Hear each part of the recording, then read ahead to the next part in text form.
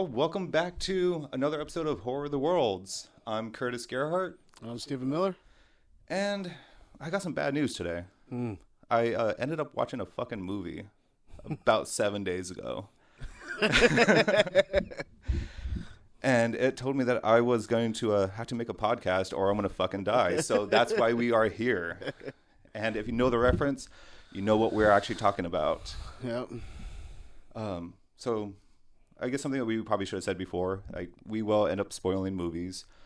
Like we're not going to get highly in depth into the movie itself. Like we're not dissecting the movie for the most part. But you know, hopefully we give you enough detail where it doesn't ruin the movie or it makes you want to watch the movie. Yeah, sometimes we just can't help ourselves. Yeah, I mean, sometimes you need that info to like, all right, now I want to see that movie. Right. Yeah, I agree with that. Like sometimes you just need that little nudge.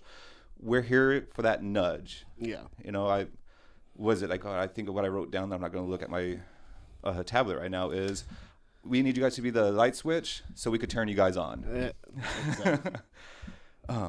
But yeah, so today we're going to be talking about pretty much like the early 2000s Japanese tech horror and stuff, which a lot of these movies A1 has heard of and probably has seen. If not for these, I think every one of these movies has an American remake. For me, I had only seen the American remakes up until I had to do the research for this one. And I'm actually happy I went back and watched them because it had a lot more story going on in all of them than the American remakes did. They had almost a little bit more heart, like a little bit more of a story compared to just a graphic detail. There should have been some team working done. I feel like the artistry done with the images and stuff like that with the American versions, they could have collaborated a little bit more with the fucking storytelling there because the story was on point. Honestly, I think these movies would have exploded more than they already did if there was more collab.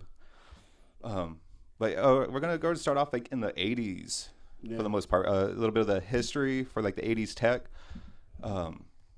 So like Japan had actually a decent sized boom in the 80s where, anime and manga started to actually establish a foothold in media, which is freaking great. And one of my favorite animes is Dragon Ball Z, which came out, I think, in 89. I fucking love Dragon Ball Z. I'm not up to date to it, but I still love it. It is still a love of mine.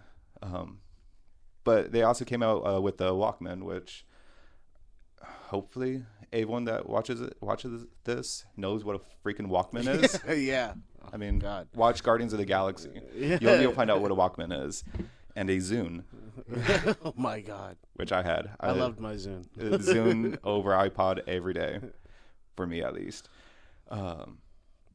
But they also had a good boom in robotics when it comes to mass production and line production, which helped speed up processing and all that stuff. They actually made things easier in a way, and they also came out with a weird tech that somehow that's still around today. Like it's not that well known. It's kind of, but Nintendo, the Famicom. You know, I mean. Yeah. Like that's something that's not in everyone's household nowadays for the most part, or has ever touched those 5-button controllers.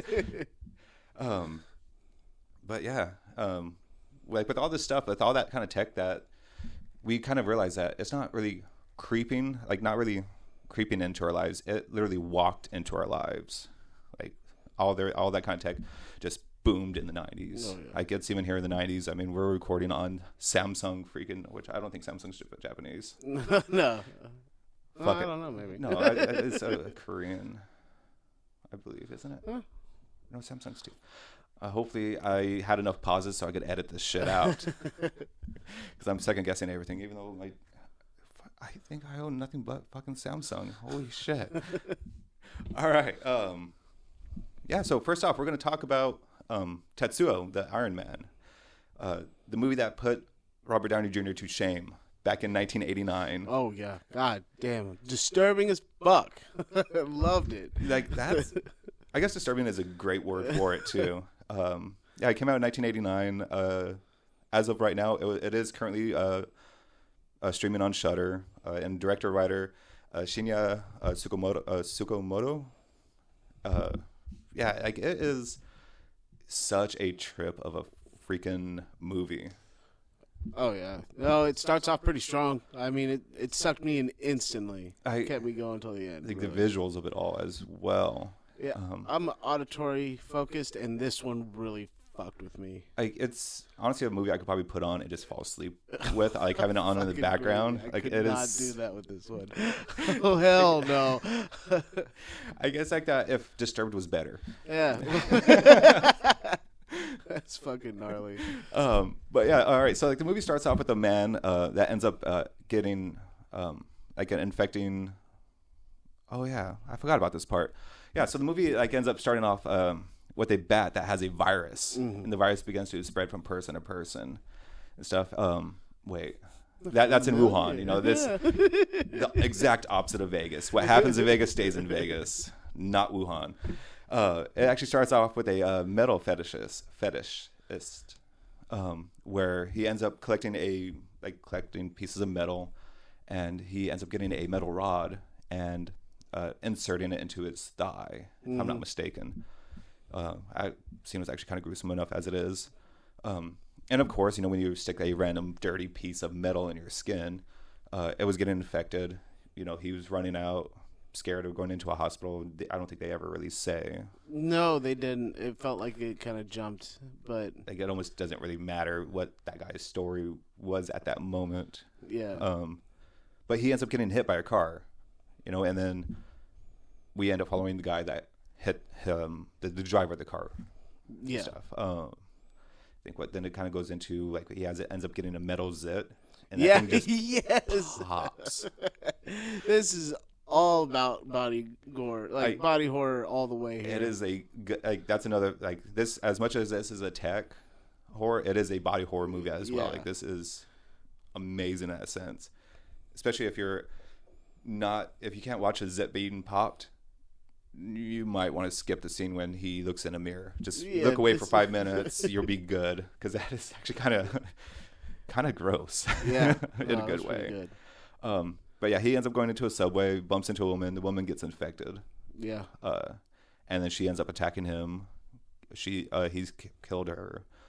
But yeah, like it's like this is kind of like when the movie actually starts kicking off. Like some of my favorite sequences in this movie is what happens during this whole fight scene is when they actually end up zooming back into that warehouse shop. Oh yeah, that was when you said punk and all that with it. Like that scene is what popped into my head when you said that. It definitely had a.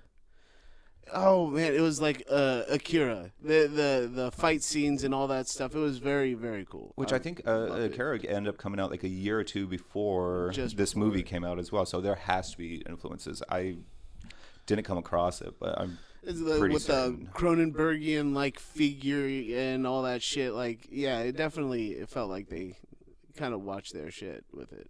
It was nice. But like I don't know.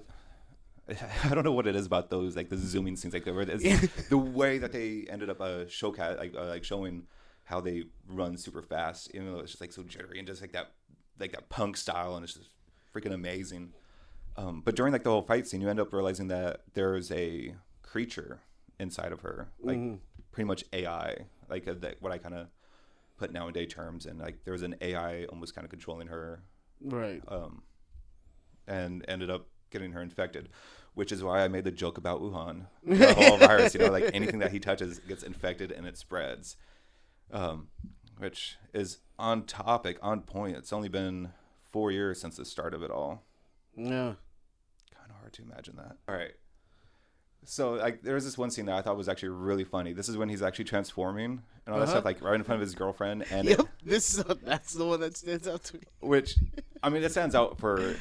Like another reason, but like this part like made me like laugh really hard. Like he's transforming and then he freaks out, runs into the bathroom, and like doesn't know what to do, and he ends up like sticking his hand out the bathroom door, and it's just turned into metal. Oh yeah, yeah. And just a delight in her eyes. Like I could just imagine like nowadays memes like where like he shoves his hand out, it's a phone that has like Instagram on it, and she's like Instagram.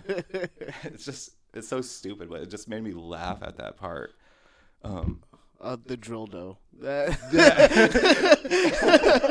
All right. that stuck out to me. I was like, what the fuck am I watching here? And I couldn't look away. It was fucking great. I don't know why I haven't heard that name, but I love that name for it. The drill dough. Holy shit. Oh my god. Yes, the amazing drill dough like ends up penetrating and end up killing her for the first time. It's amazing. If you want to see a 15-inch robotic drill dick, and you do.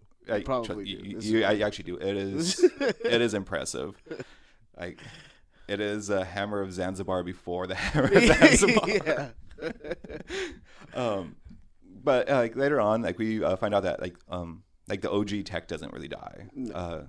So the person that they ended up killing, the metal fetishist. I'm eventually going to say that word proper for the first time through. Was the one that was actually infecting him and the girl that he ended up killing before. Yeah. If that makes sense, if you could follow along with what I just said. But he ends up coming to life again and bringing back his girl. Oh my god, it's actually a mess actually trying to explain this whole scene. To be fair, in the movie, it feels like they jump around hella hard with it. Like, they're just like in action sequences in animes and stuff like that. It feels like they cut scenes, start next one. There's no blending time or anything like that. So it's easy to kind of get lost. I feel like that's a common thing with some of these Japanese films. If you're not paying attention and you fucking blink or you walk off to get the popcorn out of the microwave, you're fucked. Yeah, you got to rewind. Already missed so much of it. Yeah, it is a trip of a movie. Yeah, it's easily stated. Like, it's not incredibly hard to follow for the most part, but at the same time though, it doesn't make a lot of sense. Like it kind of doesn't really. Like, you kind of have to really be just like let go of everything. It's like, all right, I'm just gonna enjoy this movie, and hopefully the story that's there it like sticks out to you for the most part. Yeah, even by the time you finish the movie, I mean, it's a great watch. Don't get me wrong. It's just by the end of it, you find yourself still a little lost, and you almost you rewatch it again. I mean, there's just so much going on in it, and you like by the end, you're like, I need to process what the fuck I just saw. Well, that's like one of the great things. I ended up watching this for the first time on The Last Drive-In with Joe Bob Briggs, and he ends up helping like bridge like so much more story like into it, like actually helping you out with a little bit more of the understanding of that movie. But at the same time, though, he also helps you out learn that the movie makes no goddamn sense, like, which is true. Like, it's just a fun watch. Like, if you're into like actual like metal music or punk, I'd probably say lean more close like punk. Like MC5 is 100% against the grain for sure in every fucking way. Yeah, like, it is a great watch. It's very nihilistic in ways as far as the character's thought process goes, especially by the end. Yeah, like it's like even like when you kind of like reduce it down to like this movie could be looked at as like more of like an industrial type horror, body horror, like a sci-fi. I've even come across it being called a cyberpunk. Yeah, cyberpunk. Like, it's just whatever, but they're all correct. Like, it's not just a horror movie. It's not just a tech. It's not just body horror. There is, multiple elements. Oh yeah, for sure. But like, I'm putting this like into the tech horror because it is like it suits the needs of this episode for the like it is a tech horror where it could be looked at as the industry of just like tech coming in and just becoming part of ourselves, part of our lives. Like, we are attached to our phones, we are attached to our vehicles for the most part nowadays. Oh, especially with where it was filmed and where we are now. We are in like tech meccas of where we're at. Like, I mean, everything's coming out of Seattle as far as... I mean, we are like a light version of that movie in a way where so much of us are wearing watches that are linked to our phones. Piece of metal. Like, we have headphones on a lot of the time. There's new Google Reality fucking goggles and stuff like that. Oh, yeah. Like, we are becoming this movie, just a more sexy version of it in our reality. It's way different for sure. But yeah, I ended up kind of coming across a little bit of an interview. I am going to paraphrase some of it. But he ended up kind of saying that technology is all around us and it will consume us with how alluring it is, regardless of the harm it does to us.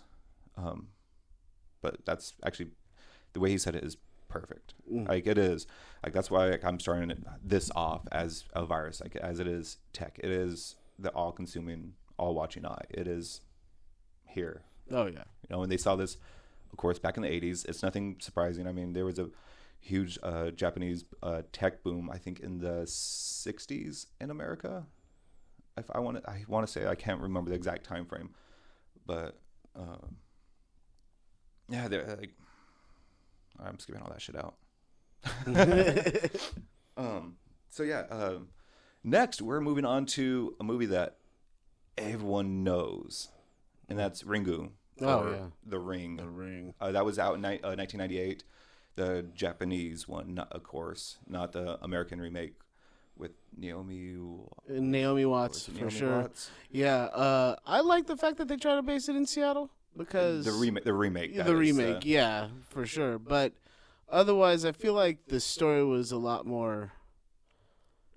It was involving, far more involving than the Americanized version. Oh yes, so.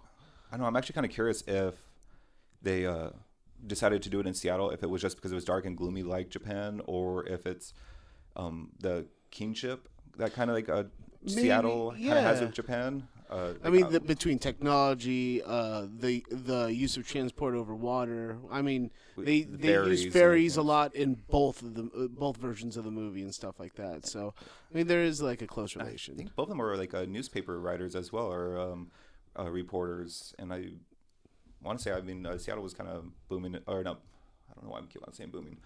Like Seattle is kind of known for a lot of the articles and all that shit too. So I don't know. I'm pretty sure there's a bridge there. Yeah. The Narrows, that is. I'm kidding. But yeah, right now Ringu is streaming on Shudder and Tubi. Give it a watch if you haven't watched the original. Like, highly recommended. Absolutely. It was directed by Hideo Nakata, which I almost kind of want to bring it up real quick. It has nothing to do with the movies, but the Japanese style. A lot of times they end up using their surname, like their last name, before their first name. Oh, all right. Stuff. So Nice. I am kind of Americanizing it, where we do the first name then last name. So if you ever end up like listening to any of the, I don't want to say behind the scenes or like interviews or whatnot, they might end up saying like Nakata, Hideo, or whatever. But we're they put family first. Actually, yeah, your name, yeah. I think a lot of other countries end up doing the same thing, or they refer to you as your last name. Right. But yeah, this movie did end up coming out, or not this movie, but the movie, like the short before this, came out in 1995.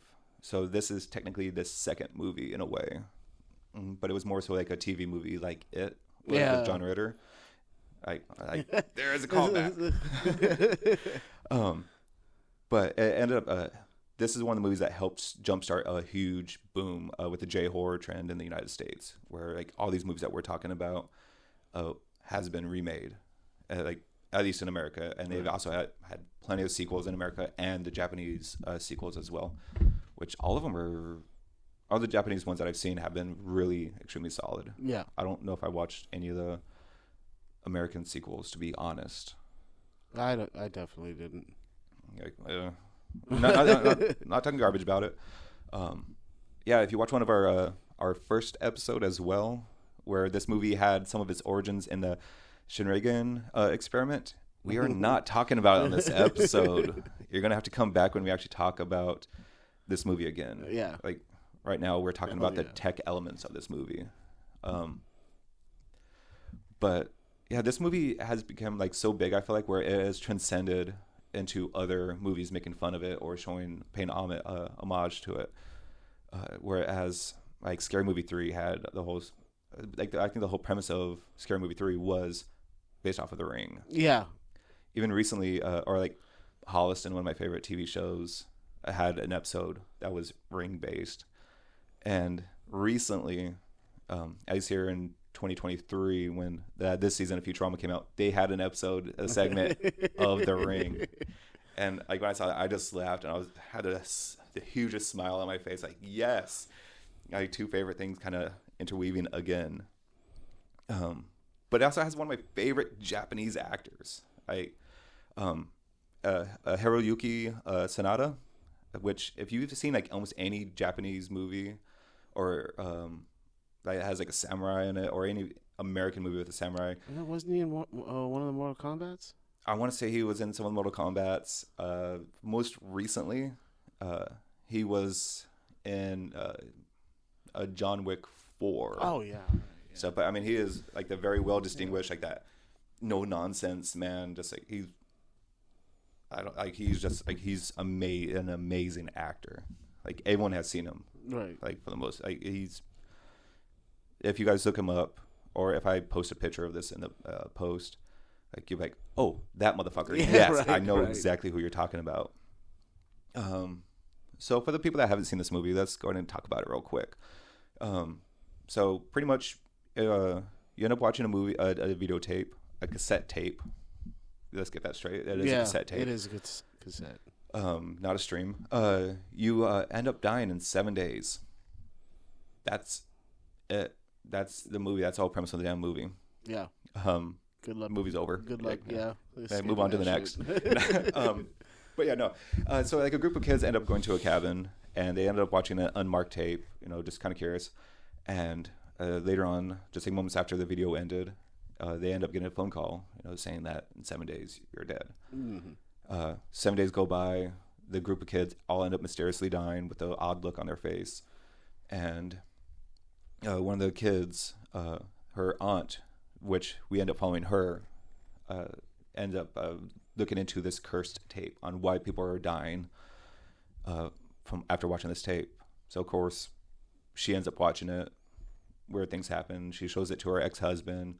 Her kid ends up watching it. Leaves it out overnight, and the kid watches it. Which no, I don't think leaves it out. I think he ended up stealing the tape from her and bringing it with over to her her. Oh, is her that dad's. what? Oh, okay, I believe so. Because she ends up yelling at him, like, "Why'd you bring this? What the fuck?"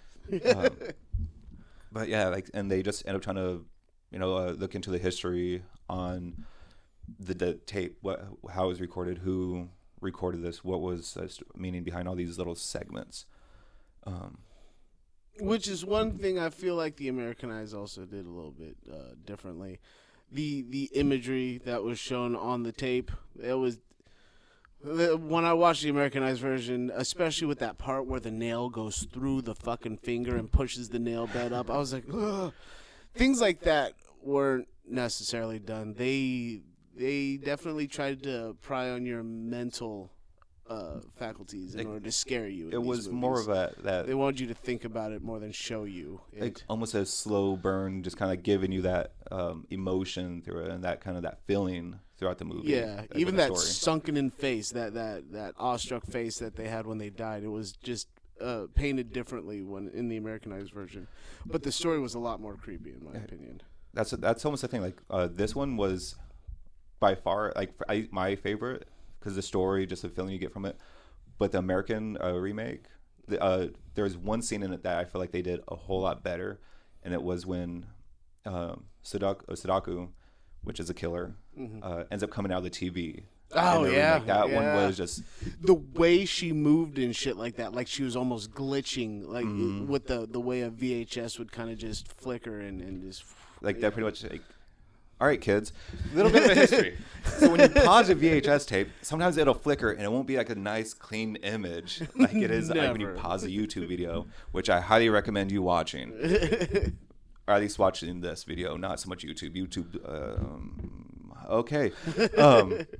But yeah, so I mean, as much as like this movie isn't like in like tech, like kind of how we would want to assume or how we think of a tech horror movie is for the most it is the way that you could kind of look at it is a cursed tape, which is a form of technology at its time frame, right? And it is being passed one by one and wanting more consumers and like actually killing because they want Sadako wants more lives or wants that curse spread, wants to revenge for her death. from like her mother's committing suicide during this whole eruption and stuff. Like there is more to this movie than just a cassette tape that is cursed and tries to kill you. Right. But like that is the tech element of this movie is, I mean, the cassette tape, as I just said. We're gonna go ahead and move on to another movie like this. Like, Ringo was so freaking good. Like I feel like it has to be one of my annual watches, to be honest. But this next movie is The Suicide Club. No, I didn't get to see that one. I don't think. Oh yeah, no worries. Like this one is not streaming anywhere. You either have to rent it or buy it. I think I ended up doing it on Amazon, if I'm not mistaken. It was directed and written by Sion Sono.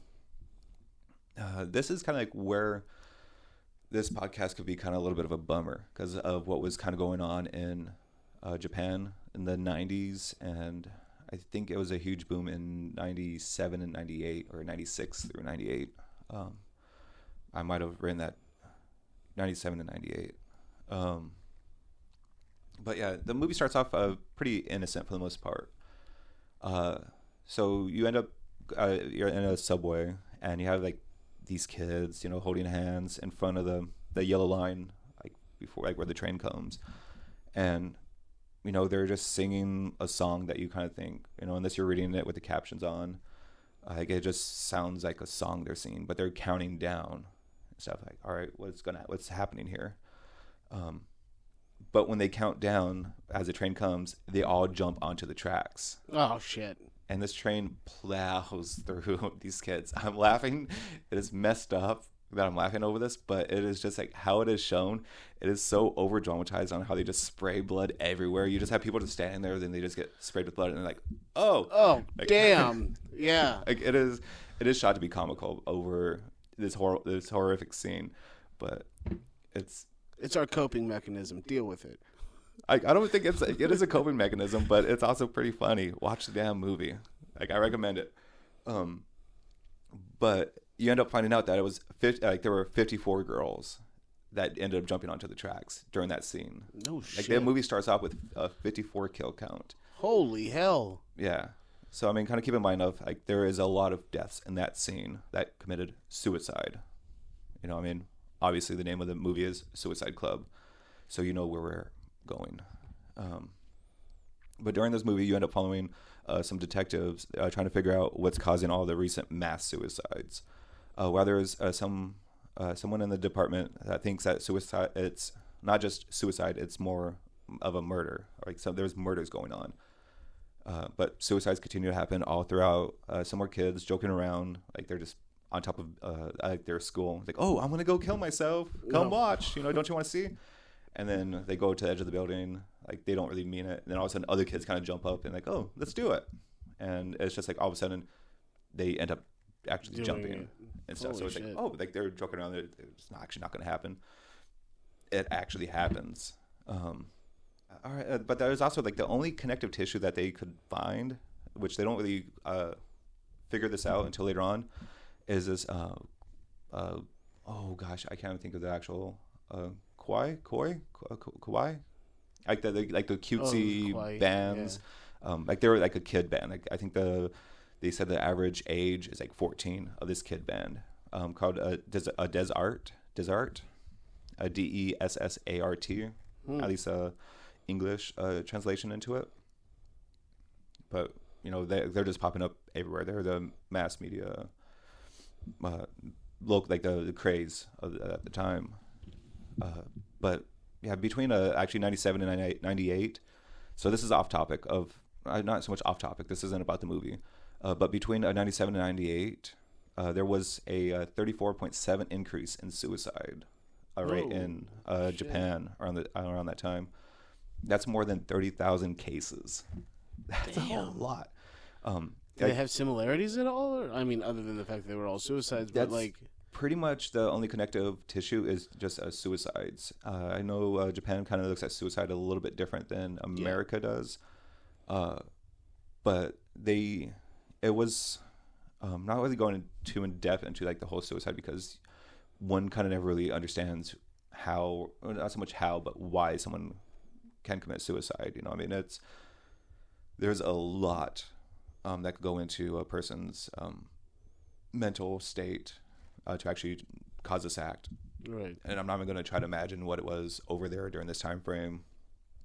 But pretty much the government didn't really care too much during this whole peak. They were just kind of like almost brushing it off, like they're not really caring about it. They're not doing anything about it. It's just population control at this point. No, fuck it. Like it almost kind of seemed like it. That's fucking wild. I found that quite insane, but that's what kind of helped make this movie the way it is. And unfortunately, that's kind of the topic for some of these other movies that we're going to be talking about later on. But you end up back to the movie. You later find out that the group is sending out a subliminal message. If you exclude the lyrics, like pretty much if you actually don't pay attention to the lyrics, which a lot of people don't listen to lyrics when it comes to songs, they listen to the beat, the rhythm. But their lyrics were actually kind of dark and almost kind of telling you, like saying, "We'll miss you when you're gone." No like shit. So this band was actually helping cause people to die or to kill themselves. Oh, no way. It was the media, the tech getting to you, consuming you, and forcing you to end your lives. Oh, that's kind of fucking cool. It kind of is cool, but I mean, the movie's cool. Don't. Yeah. I mean, that was fucking awesome. I like that. But yeah, I mean, in our reality, like that kind of ruined the movie right there. So I mean, so you already learn it, but the movie is still really fun to watch, even if you know what the ending is. I mean, you kind of pick it up as a watcher. Probably at least for me, I think it was like the second or third time Desart ends up popping up. I was like, I bet you something to do with their lyrics and stuff. Like kind of reading them and looking more in, like reading what they actually possibly intended in the lyrics. And like I understand, I mean, music, like media is very influential. Like art is, I don't want to say media, like art, music, and movies. They could help someone in many different ways. Yeah. But all right, next on to another movie called Pulse. Pulse was fun. Yes. I that one was probably one of my I mean, obviously the Iron Man was by far my favorite out of all these to watch, but that one was very, very interesting. I liked the whole storyline. Really, it just didn't let up the whole time. That's the thing. Like, all right. First off, Pulse came out in 2001. It is currently streaming on Tubi. Directed by Kiyoshi Kurosawa. But yes, the whole feeling of the movie, like I ended up getting a vibe from like 28 Days Later. Yeah, it came out in 2002, like a year after this. I had that almost that drawn out, menacing kind of hopelessness. Yeah, feeling it through felt it all. like it was just dark throughout the whole fucking movie. Like, the whole movie. Like even the vibe throughout Pulse, where like you have that weird dial tone, like the dial up sound that kind of goes on, that weird creepy electronic. Like it really helps create a really creepy atmosphere. Yeah, in that movie. That I think that's probably like almost the star of this movie is the atmosphere that is created during all of this. That's what usually sells it to me on some of these movies. Like, don't get me wrong, the delivering of exposure to what's going on, like the big reveal of the monster and stuff like that. Like, of course, that's what I'm going for. But when you can paint the whole fucking thing and capture it just by the presentation of a scene without exposing too much, get drawn into it. Like music does that in the scene, but really when you got the whole overcast vibe going on. Even sometimes the lack of music, just that silence could be like draw you in. Like it's intentional. I mean, it is like scientifically proven. They've done these studies. But like I recently watched Godzilla -1 Color like about 2 weekends ago. That movie is fucking phenomenal. I can see why it hit a lot of people's favorite movie of 2023. Yeah. It is a scary movie. The storyline, you actually care about the actual people. Like it was, the movie was just so freaking much. I highly recommend it to, and actually everyone, not someone that's just like if they're not a fan of Godzilla, if they're not a fan of Japanese films, like I saw it in black and white, which I actually recommend the black and white over the color, just because it kind of gives it a little bit more creepy. Right. Like the movie is, like it's not a prequel or sequel, but it kind of feeds into like the original Godzilla. Mm. At the end of it, you end up feeling like if they had the technology back when Godzilla came out, this would have been that movie. Like it is, like, oh my god, it is such a fun freaking movie. Watch it. Yeah. But all right, back to Pulse. Sorry, I got sidetracked there. So yeah, the whole part of the movie, basis of the movie is we have a group of friends where one by one they end up offing themselves, end up killing themselves. Yeah. Another suicide movie, which, like I said before, like there were a bunch of suicides in Japan. Yeah, happening, starts off with a floppy disk, right? That's what, at least that's what she's coming over to get. I think it was a floppy disk. Like a lot of it was, like a webcam or like a website they ended up watching. Oh, yeah. So it was kind of like the first like streaming, OnlyFans website where you watch it and you die. Like, yeah, it was. Oh gosh, let me see what I wrote here. I wish I wrote better and spoke better. But yeah, you end up seeing a weird face and like an image in the video that you watch, and they end up killing themselves in the stream. You don't really end up knowing why, other than again, like there's no really meaning behind it. I feel like the first death in that movie stuck with me more than the rest of them. I don't know, there was something about how she came back. She was in the room with him. You know what I mean? And it all went down like, oh, the level of guilt that girl must have felt. You know what I mean? Well, the one is like, there was so much happening. Actually, there was, oh my God. All right. Let me try to get my thoughts straight. All right. Now, all right, let's go back to like the ending. One of the last kills, what actually kind of got me a little bit, which I'm going to bring up when we get to that point. A lot of these haunts end up usually starting with like a phone call where they end up just saying, help me. That the voice on the phone just repeats, help me. But it's the person that ended up dying, if I'm not mistaken. Yeah. I couldn't quite tell because it was so broken up. But I want to say it's a person that was recently killed themselves, ended up asking help me, or it was a spirit or whomever was doing the killing, trying to get more people into it. But like a lot of times when people end up like killing themselves, they almost see a ghost. The camera turns around and turns back to the person that was just there, and they end up just being dust on a wall. Yeah. Just a shadow for the most part. But all right, yeah, the scene that I was kind of talking about, like near the end, like I love how they set it up. It's when Kawashima ends up running back into the warehouse. Yeah. To get the gas tank or to fill up the gas. Yeah. It is. I like honestly, I feel like it's just a perfectly shot on how it builds up that tension. Just taking off the cap, setting it down, and the cap. You just watch the cap; it just slowly rolls and then rolls and then rolls into this room. Which I guess I probably should have mentioned. A lot of times when they, in order to keep a spirit into a room, they end up taping up all the windows and all that stuff with red tape. Yeah, red or orange tape, whatever. But yeah, they try to trap it in there. Yeah.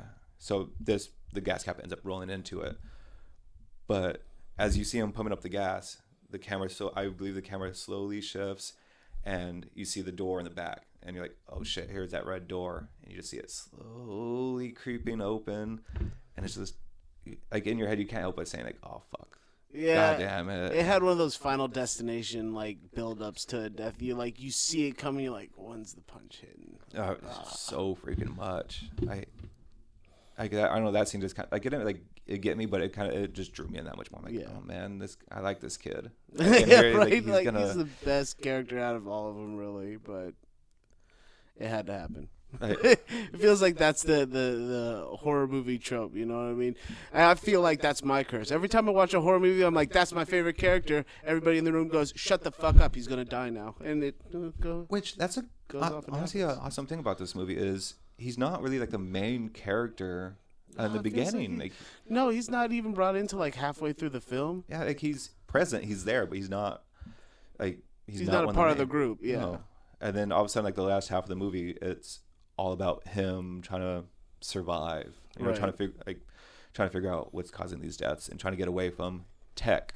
Because that's what we end up finding out, where all this the tech ends up like taking your soul. It's just taking your life. It's consuming you, which, as I said, I don't want to repeat myself more than I already do in these episodes. But you know, death is here.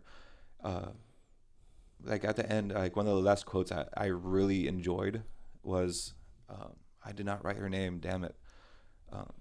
But the last words that were spoken was, death comes to us all. If so, maybe we would have been happier if we had gone with the rest, but we chose to keep going into the future. Yes. Stuff like it's almost easier to die, but we chose the harder road. But she says this while she's so, God, I really do jump around. I do not describe these movies well. So it's a girl that's with Kawashima that just ended up dying, that I was talking about. But she ends up going on a ferry, if I'm not mistaken. Yeah. And the captain's traveling around, and this event's happening all around the world, not just Japan. You know, tech has taken over everything, and I think they're headed to like South America. Yeah. Like very kind of bleak ending. I had that Dawn of the Dead kind of ending, right? They're hoping to get away from this, and it's definitely not guaranteed. Like, everything's gone. Everything's dying. Yeah. All right. Next movie is possibly one of my favorite Japanese directors. Like, I don't think I've seen a movie of his that I disliked. The director is Takashi Mika. Mm-hmm. Miyake. Like, I've heard so many different ways. Miyake.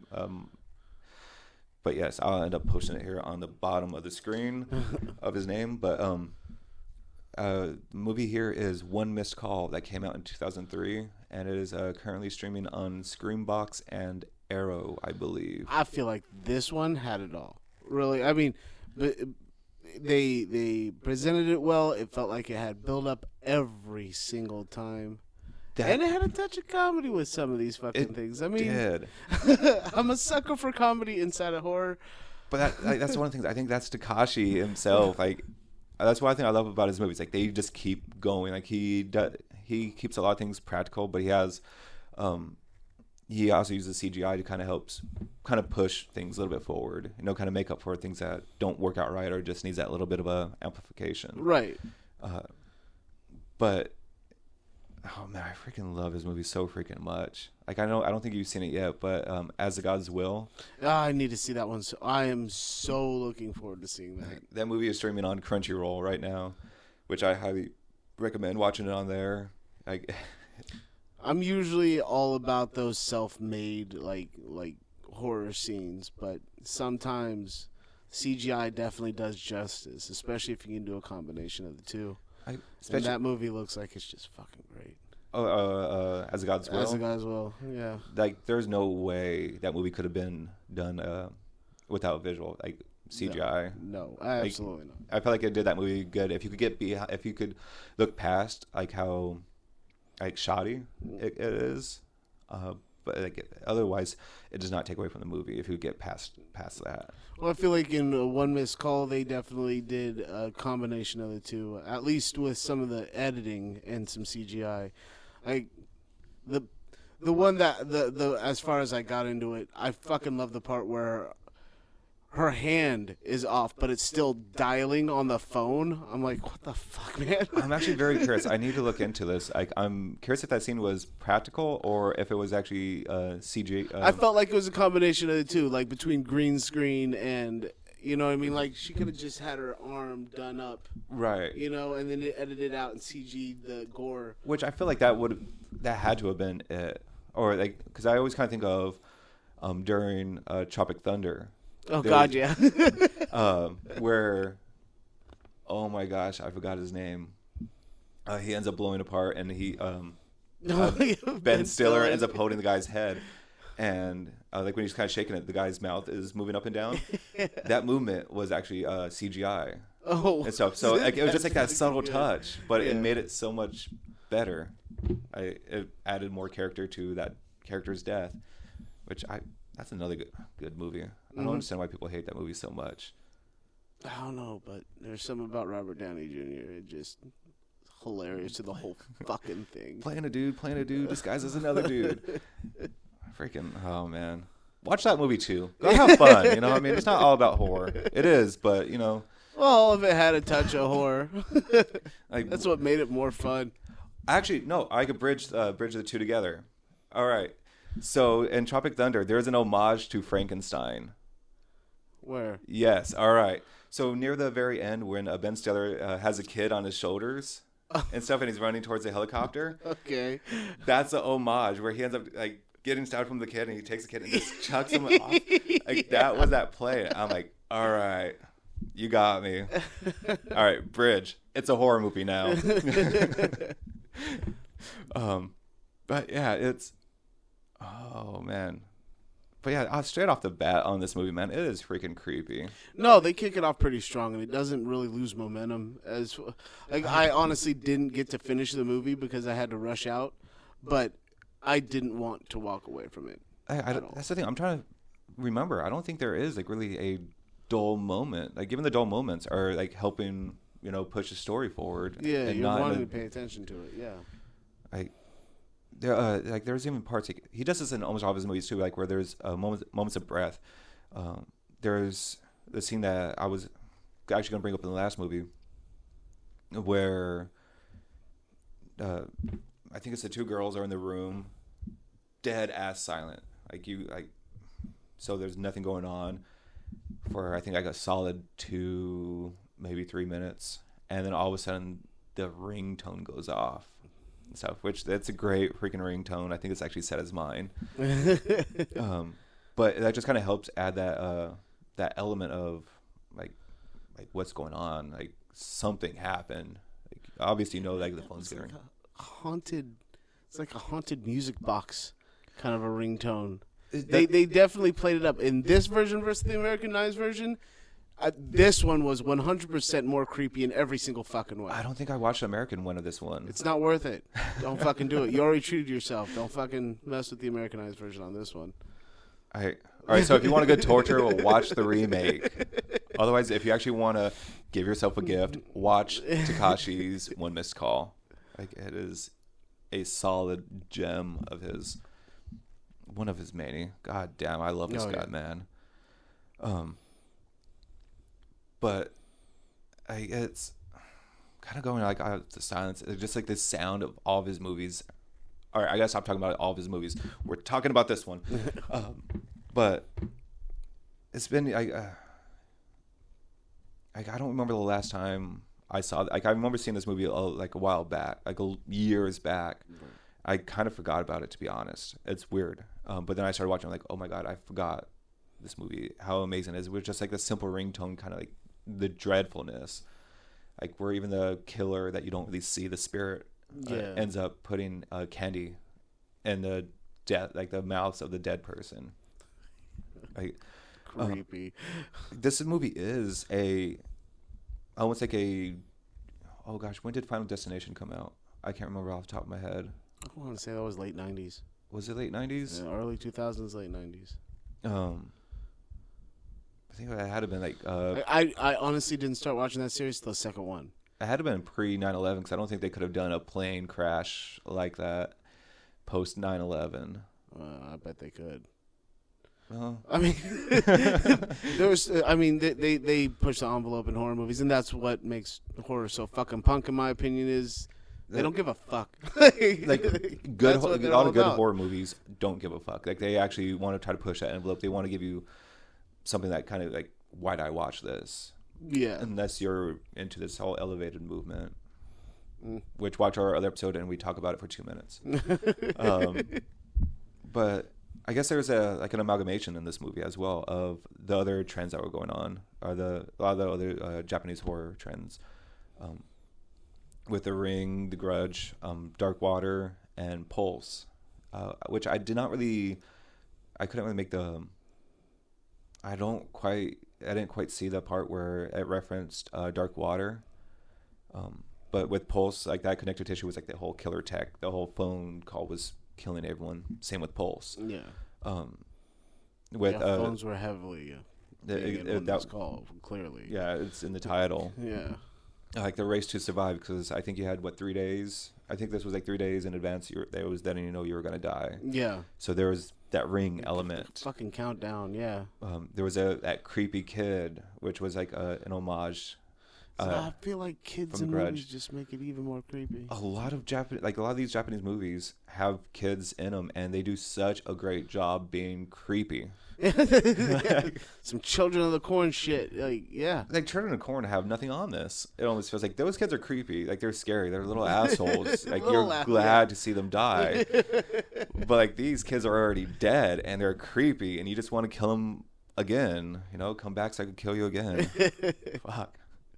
But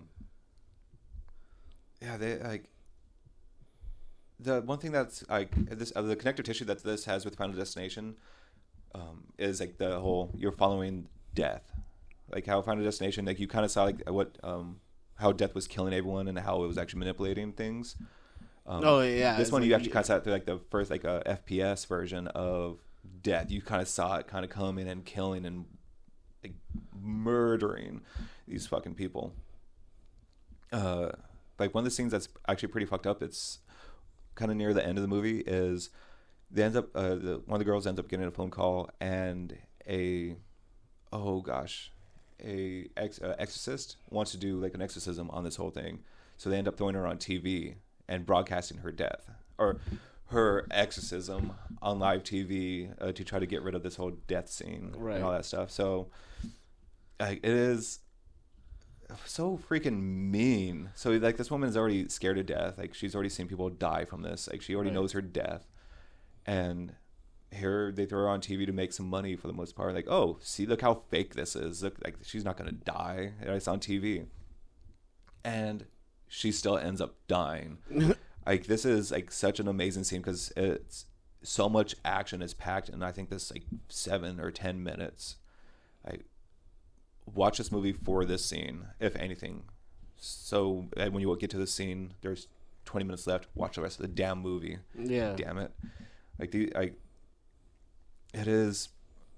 Gosh, I think probably one of my favorite movies from these movies that we talked about. To be honest, maybe it is because it's from Takashi Miike or Mika. The Iron Man, I liked it because of how much it disturbed me a little bit. I was shocked at how much I was disturbed by such a thing. The Drolo scene stuck out to me, but by the end of the movie, I was like, no, I'd watch this shit again. I want that soundtrack. Yeah, I honestly like. I bet you fucking do. Goddamn weirdo. Just put it on a record player and just have it like on an infinite loop. Just so relaxing. It is. The movie was made for you. Even in the fucking description, it's like. Yeah, if you actually watch the movie to the very end, it says, "Thank you to Curtis that's not born yet." You will love this movie. But yeah, so like you kind of realize that a lot of these movies weren't really like tech by today's standards for the most part. I shouldn't say for today's standards because. When I kind of think of tech horror, I don't really think of these movies, to be honest. No, I usually think of something like The Terminator or even Megan. Like that's technology attacking you directly. It feels like it's a little bit more like haunted technology. Yeah, like it is. Like we will bring up some of these movies again when we talk about pretty much the same era when it comes to a lot of their like spirit, because like a lot of Japanese lore is spirit based. A lot of like remembering the dead. Yeah. Which I always thought was kind of weird on how they were so kind of okay with suicides. Yeah. But I know, but when I think of tech horror, I always kind of think of even like Trick or Treat. Like it was a record player, you know. I mean, I feel like that's kind of like that bridge between like how I think Trick or Treat's a tech horror, like these movies are tech horror, where it is a evil record that like a pretty much possessed record, like the gate and all this stuff. Then what about Deathgasm? Would that fit along the lines? I mean, it's written, but once you perform it with music, I feel like that's almost like a tech horror. Like I feel like that'd be like if we were building like a bridge, I feel like that would be that connective tissue from like Evil Dead to Trick or Treat. Because you have Evil Dead where it's a book that comes to life, or not to life, but brings back the Deadites. And then Deathgasm, you have what's written, and you have to, I guess, perform it to actually make sound. And then from that goes into Trick or Treat, where you actually have that. I guess Evil Dead, the new Evil Dead, is kind of like... No, the Evil Dead, the newer one, yeah, definitely. It's kind of like Deathgasm Light with less comedy. Way less comedy. It was good, though. But like you have even like Evil Speak, which is a computer-based, like a legitimate computer-based horror movie back then.